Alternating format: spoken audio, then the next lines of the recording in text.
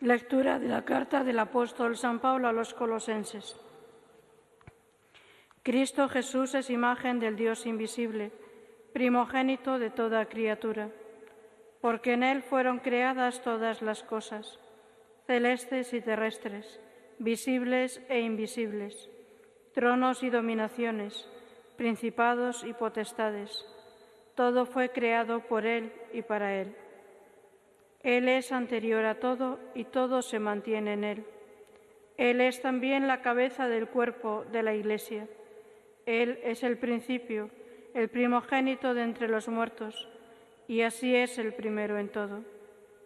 Porque en Él quiso Dios que residiera toda la plenitud, y por Él y para Él quiso reconciliar todas las cosas, las del cielo y las de la tierra, haciendo la paz por la sangre de su cruz.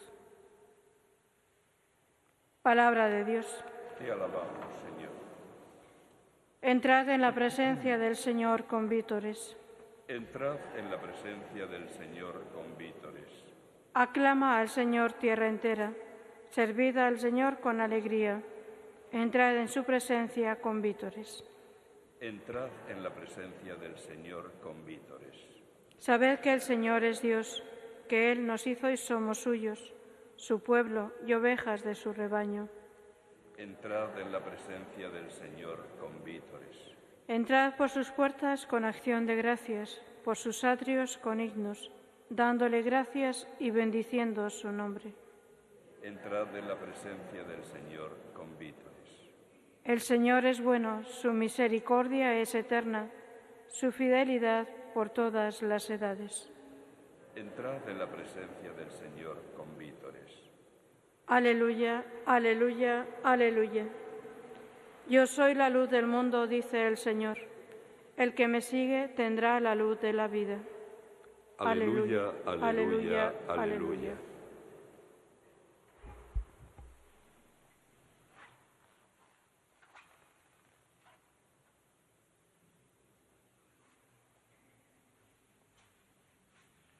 El Señor esté con vosotros. Lectura del Santo Evangelio según San Lucas. En aquel tiempo los fariseos y los escribas dijeron a Jesús: los discípulos de Juan ayunan a menudo y oran, y los de los fariseos también. En cambio los tuyos, a comer y a beber. Jesús les dijo: ¿acaso podéis hacer ayunar a los invitados a la boda mientras el esposo está con ellos? Llegarán días en que les arrebatarán al esposo. Entonces ayunarán en aquellos días. Les dijo también una parábola. Nadie recorta una pieza de un manto nuevo para ponérsela a un manto viejo, porque si lo hace, el nuevo se rompe, y al viejo no le cuadra la pieza del nuevo. Nadie echa vino nuevo en odres viejos, porque si lo hace, el vino nuevo reventará los odres y se derramará, y los odres se estropearán.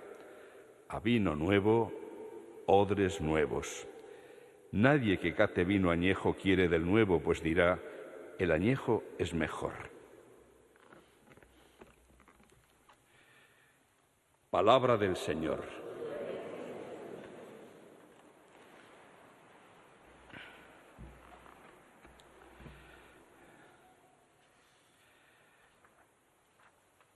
Quisiera centrarme hoy especialmente en el primer texto que hemos escuchado, este comienzo de la carta de San Pablo a los cristianos de Colosas. Después del saludo, inmediatamente viene esta especie de himno a Cristo. Es uno de los textos sobre Cristo más importantes en todos los escritos de San Pablo. Y en él se hacen 4 importantes afirmaciones. Una, Cristo es imagen, icono, dice San Pablo en griego, una palabra que conocemos porque la usamos, del Dios invisible. Segunda, Cristo es el centro de toda la creación. Tercera, es la cabeza de la Iglesia. Y por último, es y contiene en sí la plenitud de la divinidad.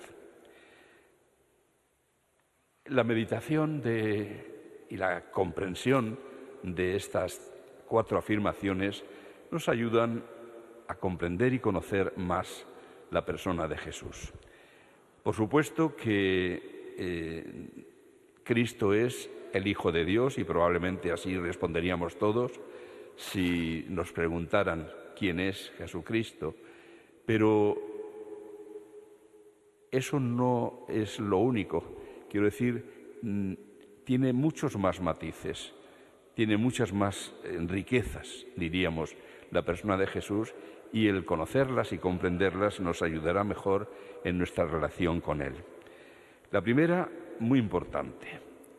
Cristo es el icono, es decir, la imagen visible que podemos ver con nuestros ojos del Dios invisible. La segunda parte de la afirmación, somos conscientes todos de ello, Dios es espíritu, es decir, no tiene cuerpo, no tiene carne como nosotros, Dios Padre es espíritu y por lo tanto nuestros ojos no lo pueden ver y por eso es invisible, no lo podemos palpar con nuestros sentidos.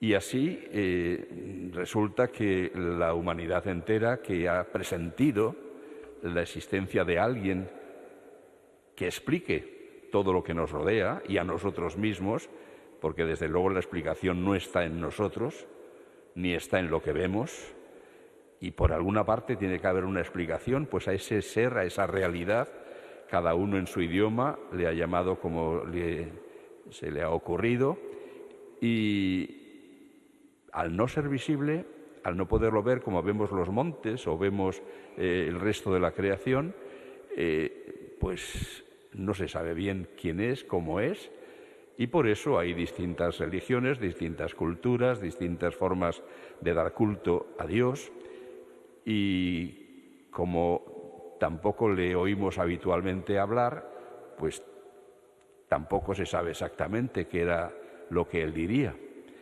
Pero esa situación se acabó cuando Dios envía a su Hijo y el Hijo se hace carne y habita entre nosotros. Desde ese momento, Dios, diríamos, ha abierto la puerta y se ha dado a conocer en la persona de su Hijo. En Cristo vemos y podemos comprender y escuchamos cómo es Dios. Y solamente en Él. Por eso nuestra relación con Dios necesariamente tiene que ser a través de Jesucristo, porque solamente en Él conocemos cómo es Dios. Conocemos el corazón de Dios, los sentimientos de Dios. Conocemos qué es lo que Él piensa de nosotros, qué es lo que Él ha preparado para nosotros, qué es lo que nos promete, cómo es o cuáles son las condiciones del juicio al que vamos a ser sometidos tras nuestra muerte. Todo eso nos lo ha revelado Cristo. Solamente en Cristo podemos conocer a Dios. Por eso, cuando Felipe le pregunta en la última cena, muéstranos al Padre y con eso quedaremos contentos, Jesús le dirá, pero Felipe, tanto tiempo estoy con vosotros y todavía no te has dado cuenta. Quien me ve a mí, ve al Padre. ¿Y eso por qué? Pues porque, en primer lugar, Cristo es el Hijo amado del Padre. Pero es que además, Cristo ha venido a hacer no su voluntad, sino la voluntad del Padre. Por lo tanto, cuando Cristo nos habla de ese Padre misericordioso, misericordioso hasta casi lo incomprensible, con aquel hijo pródigo, que después de haberse portado de una manera tan sinvergonzona con su padre, pedirle incluso la herencia antes de que muera para disfrutar de ella, que el padre, cuando ese hijo vuelve derrotado, habiendo perdido todo por haberlo malgastado, sea capaz de llenarse de alegría y de ir a su encuentro dándole besos y abrazos y no dejándole siquiera terminar la frase que tenía preparada para pedir perdón, porque lo único que cabía en su corazón era el gozo de haber haber tenido de nuevo junto a Él a su Hijo, haberlo recuperado, eso es algo que traspasa todos los límites de la bondad y de la comprensión que podemos tener los seres humanos. Y Cristo puede decirnos cómo es su Padre Dios y que Dios es así, porque es el único que lo conoce. Nadie conoce al Padre sino el Hijo, y aquel a quien el Hijo se lo quiera revelar. Es en el Hijo en quien tenemos la revelación de ese rostro, de ese corazón, de esos sentimientos de Dios, que no podríamos conocerlos además de otra manera, solamente a través de Jesucristo. Por eso Cristo es el centro de nuestra fe. En Él nos encontramos con Dios, con el único Dios que existe y que en Él se nos ha dado a conocer. Y por eso es tan importante la labor de anunciar a Cristo por todas partes, para que todo el mundo lo conozca, para que pueda conocer así a Dios, ese Dios que adoran sin conocerlo, pero que solamente a través de Cristo podrían conocer cómo es en realidad. Por eso tenemos que ser misioneros, por hacer un favor a la humanidad, no por obligar a nadie ni a cambiar de religión, ni a tener una religión determinada, no. Ofrecemos lo que nosotros hemos recibido, el gran regalo de poder conocer a Dios en la persona de Jesús, el rostro visible del Dios invisible. También afirmaba San Pablo aquí que es el centro de la creación. Todo fue creado por Él y para Él. Es de alguna manera el modelo de la creación, pero también la finalidad.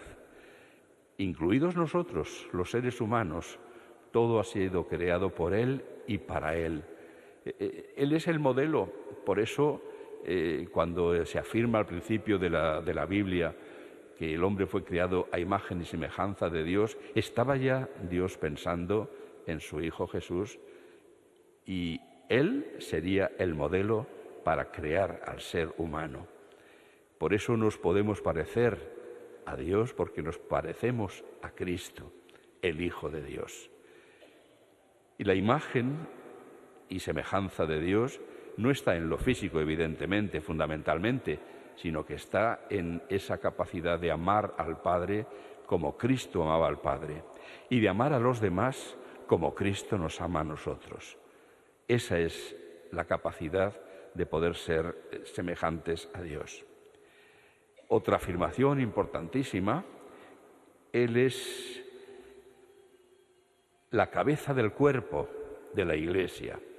Está haciendo aquí San Pablo alusión a una imagen muy querida por él para hablar de la Iglesia, de esta realidad que funda Jesús y que se compone de la cabeza, que es Cristo, y los miembros, que somos nosotros. Y él, tomando como ejemplo lo que ocurre en un organismo, nuestro organismo, en nuestro cuerpo, va señalando cómo la cabeza es la que rige todo. Ahí está el cerebro, de ahí parten todas las órdenes, para que todos los miembros se ajusten a esas órdenes. Es la que lo rige todo, la que lo lleva todo. Pues bien, en la Iglesia el importante, el más importante, el que por lo tanto es la esencia misma de la Iglesia, es Jesucristo, que es la cabeza. ¿Qué seríamos nosotros sin nuestra cabeza, Cristo? Nada, nada. Pero Cristo ha querido también contar con nosotros y nos ha hecho importantes y necesarios, instrumentos necesarios para seguir llevando su mensaje, su perdón, su cariño, su cercanía a todos. Eso quiere hacerlo a través de nosotros. Y así como en el cuerpo todos los miembros, todos, incluidos los que no se ven, los más pequeños, cada uno tiene su función, todos son imprescindibles, todos son necesarios, de la misma manera en la Iglesia cada uno de los miembros. Pero sí que olvidemos nunca que la cabeza es Cristo.